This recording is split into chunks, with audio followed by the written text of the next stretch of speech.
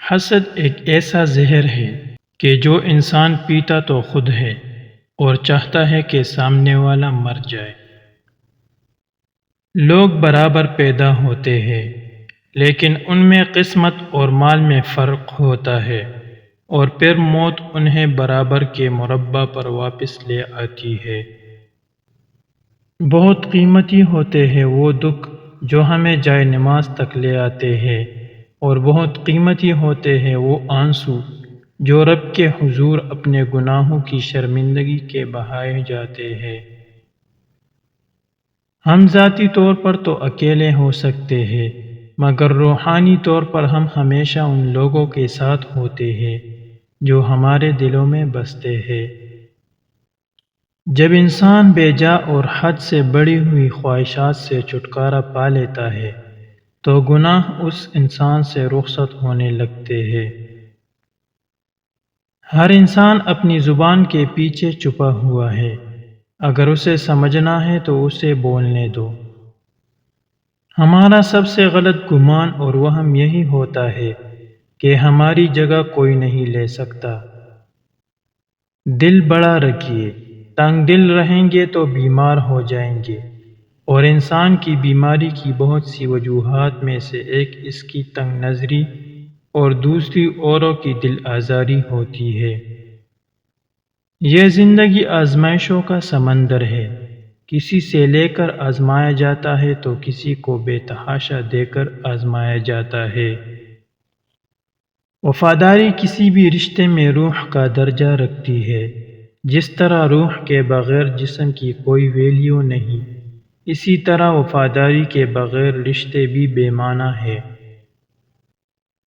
اللہ جب راضی ہوتا ہے تو سب سے پہلے سجدے کی توفیق دیتا ہے، پھر چاہے وہ سجدہ خوشی کا ہو یا غم کا۔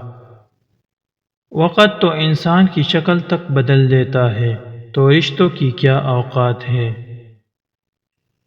وقت بیت جانے کے بعد قدر کی جائے تو وہ قدر نہیں، افسوس کہلاتا ہے۔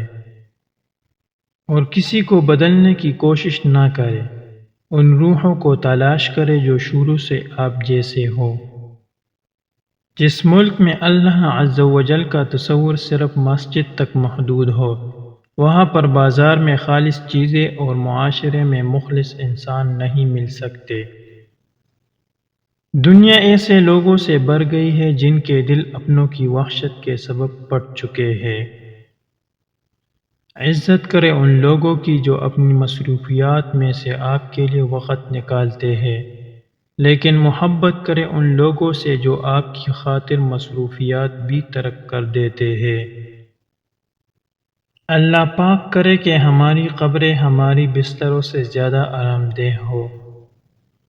آج تک سمجھ نہیں آ سکا اپنے بچوں کا پیٹ پالنے کے لیے 12 گھنٹے تک کام کرنے والے کے پاس مسجد میں جانے کے لیے 10 منٹ کیوں نہیں ہوتے۔ جب کوئی تمہیں بیجا رلائے تو اپنے آنسو اس یقین کے ساتھ صاف کر لینا کہ زندگی کے کسی موڑ پر وہ تم سے زیادہ روئے گا۔ بے شک اللہ پاک بہترین انصاف کرنے والا ہے۔ رزق حلال میں یہ طاقت ہے کہ وہ گھر میں کسی نہ کسی کو ولی بنا کے چھوڑتا ہے، اسی طرح رزق حرام کا وار بھی خطا نہیں جاتا، یہ بد کردار بنائے بغیر ہضم نہیں ہوتا۔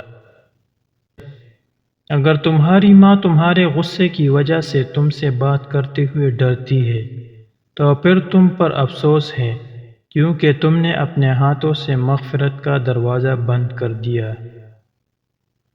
معاشرہ پر تمہارا اس سے بڑا احسان اور کوئی نہیں ہوگا کہ تم خود سنور جاؤ۔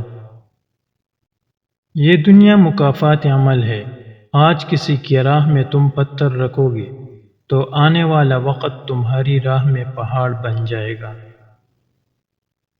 وہ چن لیتا ہے ان کو جنہیں دوسروں کے لیے سکون کا ذریعہ بنانا ہو، پھر ان لوگوں میں ایسی کشش ڈال دیتا ہے کہ ان سے کوئی رشتہ نہ ہونے کے باوجود بھی اللہ سبحانہ و تعالی کی خاطر خاص محبت رکھ دیتا ہے۔ پردہ اللہ تعالیٰ کی ایسی نعمت عظمیٰ ہے کہ اس سے صرف عورت ہی نہیں بلکہ اس کا پورا خاندان خوبصورت اور محفوظ نظر آتا ہے۔ کسی کا دل توڑ کر معافی مانگنا بہت آسان ہے، لیکن اپنے دل کو ٹوٹنے پر کسی کو معاف کرنا بہت مشکل ہے۔ سینکڑوں قیمتی کتابوں سے ایک محبت کی بات بہتر ہے۔ دو چیزیں اپنے اندر پیدا کر لو، چپ رہنا اور معاف کرنا۔ چپ رہنے سے بڑا کوئی جواب نہیں، اور معاف کرنے سے بڑا کوئی انتقام نہیں۔ مکمل لا تعلق ہو جانا اتنی اذیت نہیں دیتا جتنا تعلق کا رہنا اور تعلق میں خاموش ہو جانا اذیت دیتا ہے۔ جو رہنا چاہے اس کے لیے دل کشادہ کیجیے، جو جانا چاہے اس کے لیے راستہ کشادہ کیجیے۔ اپنی بیوی کو کبھی بھی دکھ نہ دے، کیونکہ بیویوں کی دنیا بہت چھوٹی ہوتی ہے، اپنے باپ سے شروع ہوتی ہے اور شوہر پر ہی ختم ہو جاتی ہے۔ کبھی کبھار آپ کو وہم ہوتا ہے کہ آپ کسی کے دل میں ہیں، لیکن آخر کار وہ وہم ہی ہوتا ہے۔ من پسند شخص کے علاوہ ہر شخص دستیاب ہے یہاں۔ یہ مت سمجھو کہ تم نے کسی سے بات کی اور تم اسے سمجھ گئے۔ انسان کی گہرائیوں میں بہت کچھ ہوتا ہے جسے صرف بات چیت سے نہیں نکالا جا سکتا۔ اگر آپ حق پر ہیں تو آپ کا اپنا موقف ہونا چاہیے اور اس پر کڑے رہے۔ ہجوم سے متاثر ہونے کی ضرورت نہیں۔ اچھے الفاظ تحریر کرنے کے ساتھ ساتھ اچھے رویے بھی تخلیق کرنے چاہیے، کیونکہ الفاظ کتابوں میں زندہ رہتے ہیں اور رویے دلوں میں۔ ہر وہ سوچ خوبصورت ہے جو انسانیت کو اپنی ترجیحات میں سرفہرست رکھے۔ بہترین اور روشن یادداشت وہ ہے جس میں انسان اپنی غلطیاں اور دوسروں کی نیکیاں یاد رکھتا ہے۔ سب راستے بند ہو سکتے ہیں مگر میرے رب کی رحمت کا راستہ کبھی بند نہیں ہو سکتا۔ مضبوط اور ثابت قدم رہو، زندگی ماں نہیں ہے جو ترس کھائے گی۔